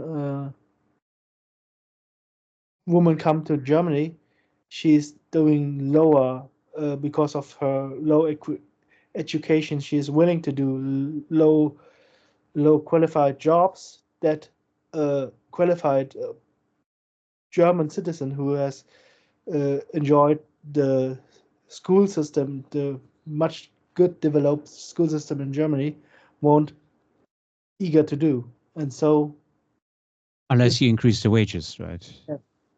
unless you increase the wages, that so it's not profitable anymore. Uh, and so, I don't see, in my opinion, I don't see this that I see that the parties are using this to divide our society, but it isn't a division actually, but it's my propaganda for division, I think, because the people who come from India to the US, most of them are doing jobs where the requirements are very low, or requirements are or the government, the people don't have enough people who can do that, and so they don't take away jobs, I think. Yeah. Well, I mean, so for the Indian migration to the U.S., that's the so-called high-skilled migration, right? So these are usually like they're filling jobs like computer programming, right? Or engineering. So they are very much at the high end of the labor market. But then I guess like your idea would be that, well, at the high end of the labor market, like let's say if you're a truck driver, right? Yes. Like in the US, like a native born truck driver, right? Yes. Or let's say if you are like a janitor or something like that. Okay. Like you're not going to become a computer programmer, Yes. right? It's just like these are jobs like they're out of your reach, right? You're clear you wouldn't be qualified to do these jobs. Exactly. Um, and yeah, and then so like Yes. you Do see, we do the US have enough? Is there a lot? Is there more jobs uh, in this market than uh, employ possible employees can fill this need of this jobs? well, that's the argument that the employers make, right? I Mm, mean, like their argument is that, well, we were trying to look for U.S. citizens, but we couldn't find them, right? I mean, yes. so if you file the paperwork for H-1B, which is like a specific visa, right? Yes, I know. That you file with the government, you have to make that statement. Now, whether it's true or not, I mean, it's like that's up for the government to decide. But in most cases, I think they accept the argument by the companies, which is that okay, we couldn't find a U.S. citizen to do the job, Yes. um, and so and so then they get recruited. Now, okay, so the question is, okay, well, why is the MAGA coalition, right, the Republican coalition, why is it splitting now after the election, and why was that not an issue before the election? Well, because before the election, the focus was on the border issue in general, right? So Mm, basically, like, why are all these like Nicaraguans and Hondurans, so right, load the coming across the border of Mexico, right? That was the focus back then. But now, since the election is over, now they're like, oh, okay, well, now let's debate the high skilled migration, and I think that's where the disagreement is coming from, right, within the Republican camp. Um, and it's like, okay, now there's no more election to fight, so now let's talk about all of the issues. Yeah. Yeah, it's a complex matter, because again, like it depends what ethical frame you're putting on. I mean, like if you're putting on the frame of like, we have to grow the economy, we have to create enough jobs, we have to, you know, be friendly to the capitalists, then yes, then you want to have a lot of immigration. Um, uh, and But then, again, there's people who are like, it's all about social coherence, social solidarity, right? Mm. Um, and these people are saying that we need to have less migration. Um, like, I mean, very liberal countries like Canada, right? Canada has, like, I think then their foreign-born share is like 21%. Mm. Which, in the US is, I think, is like 15%, and then Germany it's like maybe 16%, something like that. Um, but in Canada it's like 21%. I think they're at the top of the G7. Um, and even they are now talking about the immigration limits, right? But it was basically because what's happening is that if you look at the GDP per capita, right, you know, in Canada is much lower than in the US, right? Yeah. Like I think even the poorest state in the US has a higher per capita income than Canada. But if you look at the house prices, it's kind of like it's as high as like the richest states, like New York, for instance, or California, right? Okay. So basically, their housing is completely unaffordable, for the average population. And why is that? Well, because you open the borders, you let the immigrants come in, and of course the immigrants, they're not going to be sleeping on the streets, so they will be accommodated in some form of housing. Um, and then So uh, say they compete with the citizens of. they compete with the citizens for housing, and also there's building planning rules where it's like, okay, we make it difficult to approve new housing projects. Um, and so it's just like it's a mix of issues where it's like, okay, I'm just gonna allow these people to come in. I'm not gonna build more housing. Well, I mean, or we build more housing, but at a very low pace. Yeah, or not enough. Like in Germany as well, we need to build 450,000 houses a year, but we do only 200,000 or something like that. Yeah, the 450,000. So that's taking into account the increase in immigration, right? Yes, Yeah. yes, but we don't build enough.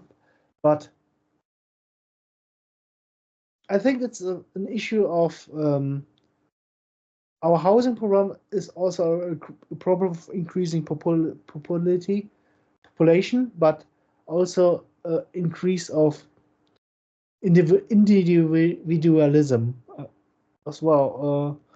For example, in Asia, more people are living together with their parents until uh, they create own families and so on. And even if they create an own family, sometimes they still live in the house of their grandparents or parents if there's enough space in this house. They don't need to move out and build a new route of housing. And in Germany, a lot of people, after they grow 18, they have to go out of their family's house as well because they don't want to stay with the family they will grow up with. And so there's a lot of need for house flats for single household persons, which is not. I think it's a waste of resource and space as well.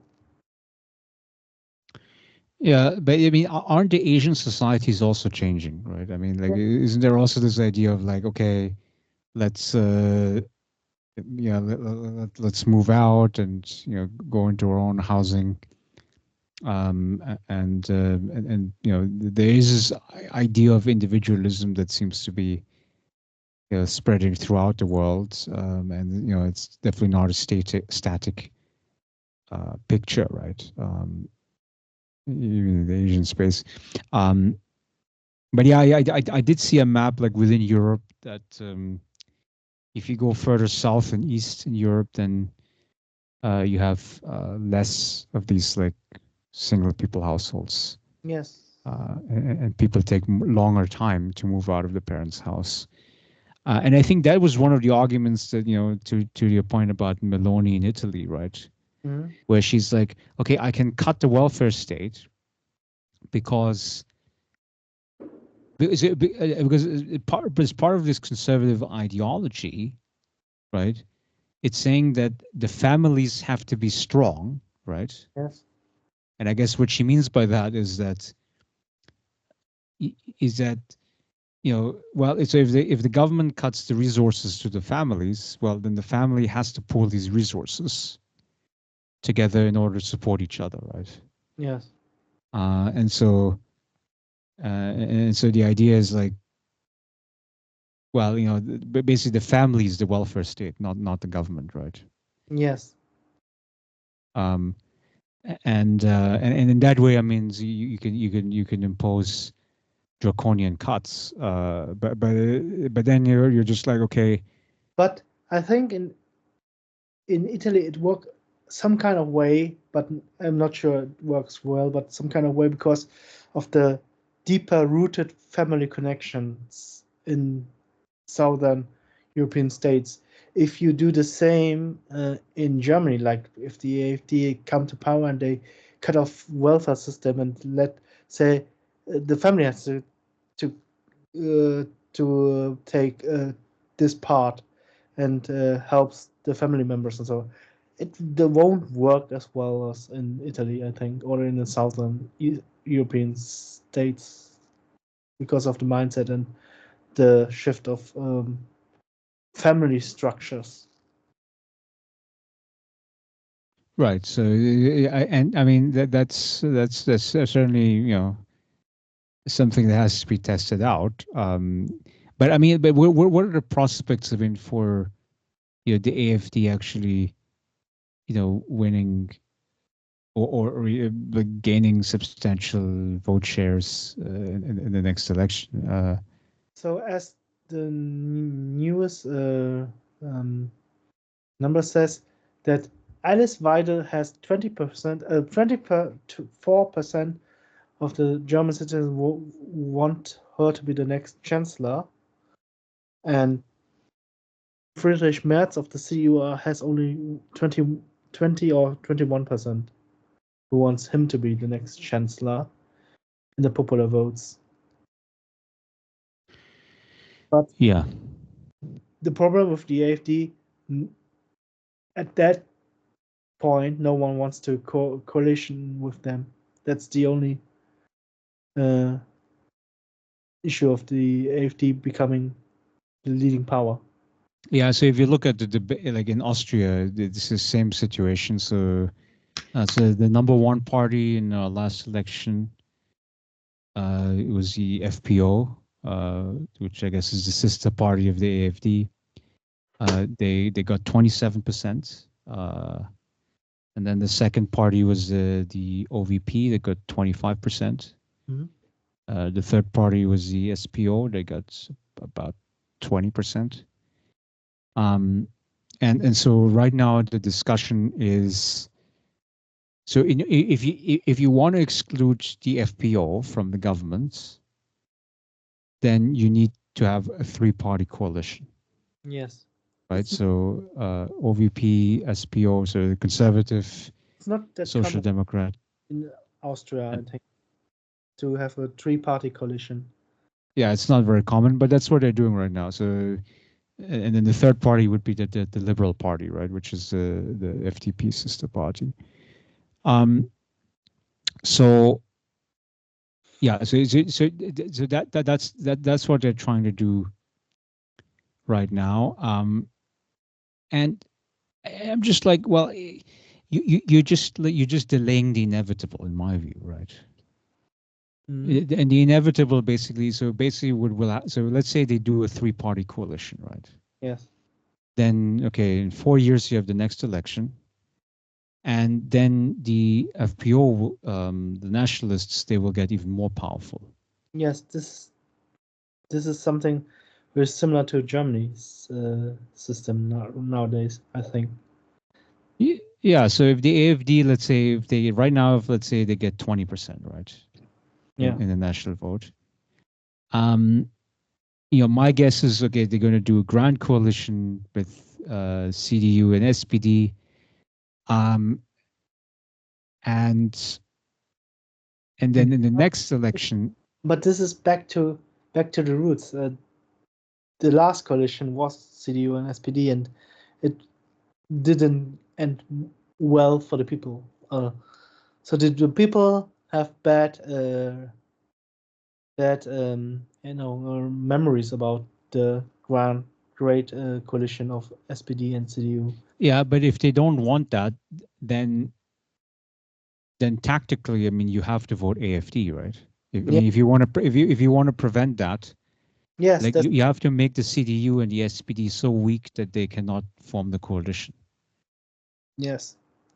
That's the problem, the gain problem of our modern governmental system of multi parties Yeah, competing. and then if they get so weak, okay, then what are they going to do? Then they're going to do a three-way coalition with the Greens, right? Yes, I mean, but then again, you're just delaying the inevitable. I mean, it's just like, okay, AFD will then be 25%, then there'll be 30%. and then I we mean, it's like Adolf Hitler. I mean, he got to 32%. That was yeah, the highest that he got, right? yes after and then uh, uh, he stopped voting. That's right. Yeah, yeah, yeah. Now, so I mean, is it going to be a one-to-one thing with the AFD? I'm not I'm not sure. I But mean, in I- Germany, we say also say that in the US because of Donald Trump and the way he's making politics and the division between the Democratic and Republican Party will increase furthermore and furthermore, and in Germany we think there will be the few last election in the US as well, and after this too could be increasing like a civil war or something like that. well, I hope this is not going to happen. So, But still, the prediction that I made in my blog post after the U.S. election was that 4 years from now, so Trump will be termed out, which means this will be his last term yeah, in office, at least according to the current constitution, I should say. And people will hate him so much, um, he's going to stay a polarizing figure. I mean, I don't think there's going to be any change of his personality or his policies that would make people happy at the end of his term, right? but So people will be happy to get rid of him after 4 years. why do you think that? Because he has done the move to the capital and so on. He did a lot of mismanagement during his first term of presidential, but even then they wanted him back. So why do you think he will be hated more than after this first election? Well, I mean, it's ultimately it is about competence, right? So, are you a competent administrator? And it was during the pandemic. I think that's when people were like, let me just have somebody who's like reasonable in power. And I think you see, like it's kind of like this pendulum swing, right? So right now, I mean, okay, you have a boring guy in office under Biden, right? And then people are like, well, okay, but I'm still very unhappy, right? Inflation, border, etc. And so that's why they went back to Trump. Um, but now, I mean, Trump can do, I mean, like now everything that's going wrong, right, in society, politics, it has to be blamed on him because now he's in charge, Yeah. right? But So, he was blamed for the COVID pandemic as well, but it doesn't um, hurt his reputation in the end so much that is not re-electable anymore. yeah, well, but ultimately, I mean, I think people have a short memory, right? It's just like, okay, well, what happened back then, but now Biden is in charge, and Kamala Harris is incompetent or is a candidate that is not able to deliver what I want, right? Um, yeah, and but then again, yeah. So I think so. My prediction is that Trump is going to be so unpopular that we'll want to get rid of him. Now, I mean, is there a threat that he's going to become an authoritarian? Um, well, let me put it like this. I mean, so the threat is bigger than it was before, I would say. That's to say, during like in the middle of his first term or something, right? Um, but he has to know how to do it, and I don't. I think that he doesn't ultimately know how to do it. I think so in some cases as well as you do, like promoting Kennedy to health minister, a guy who didn't believe in vaccination. Yeah, so in the vaccine issue, I mean, I'm very much I agree with the skepticism on Kennedy, but then when he says like he wants to clean up the food supply, right? When he says we have to get rid of the chemical additives, which the European Union, I mean, going back to his regulation state, right? The European Union regulates the food supply very strictly, right? So there's like certain chemicals you're not allowed to put in the food, right? Yes. And I think that's the position that Kennedy has with respect to the food supply, to kind of Europeanize the food supply. And so, and then what's very interesting is like you have like Americans who were traveling to the European countries, they're eating pizza and pasta and they're getting thinner, right? Yes. Because the Europeans, they're using as close to the natural ingredients, right? Mhm. Without the chemical additives. And then, of course, by definition, this has to be better for your body, right? Yes. And in America, I mean, the food supply has been so soiled that people are getting sick, thinking it is healthy, right? Mhm. Um, so that to me is like, okay, if that's a change that Kennedy's proposing, I'm in favor of that, Okay. and it would lower the healthcare costs, right? So Yes. Sure. Sure. This would be a good thing, I think. yeah, so but again, on the vaccines, I'm just like, okay, so why does he have these controversial points in the vaccine? It's because he's a consumer rights attorney, right? Mm-hmm. Which means that so he was representing clients who were injured by the vaccine. Now, Okay. so let's say if you give a vaccine, let's say 300 million people in your population, you give a vaccine to, let's say, 270 million, right? About 90%. And out of those 270 million, it's like you're going to find, you know, I don't know, 50,000 people who are going to be injured, right? Mm-hmm. And those are the people that you represent in the court, right? Yes. I mean, but then it's like, okay, so is it then fair, you know, to, in order to protect these 50,000 people, you're then creating a policy in which you deny the vaccination to the majority of the people who then get harmed by basically exposure to a virus because they have not been vaccinated, right? So um, so there are certainly issues with that in my view, right?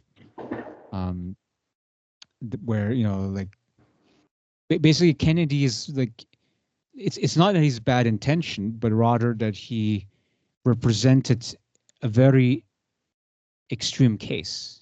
Yes. Um, it's like, let's say if you're like an ICU nurse during COVID, right? And Yes. you're saying, well, everybody has to be, covered up with a, mask and everything, right? Because look at the cases that I'm dealing with in the ICU. But you're not dealing with the normal population. I mean, you're dealing with the extremely sick population. Yes. I see your point. I see your point. Yes. So you cannot make these. I mean, at that point, I mean, as a policymaker, I mean, you have to balance, right? You'd be like, okay, you know, So we ended up by, in every case of our discussion, everything needs to be balanced by mindful people, also professions who understand the topic and balance it to benefit. Like, well, that's what Aristotle said. That's what Confucius said, and I think yeah, I think they're onto something, right? yeah, maybe we'll end this discussion with this sentence today. Okay, all right, yeah. Then we'll pick up next time for sure. And thank you very much for joining me Thank here. you a lot. Thank you a lot. Have a great start into the new year. Yes, happy New Year, 2025. It's a strong Yeah. year. I hope to do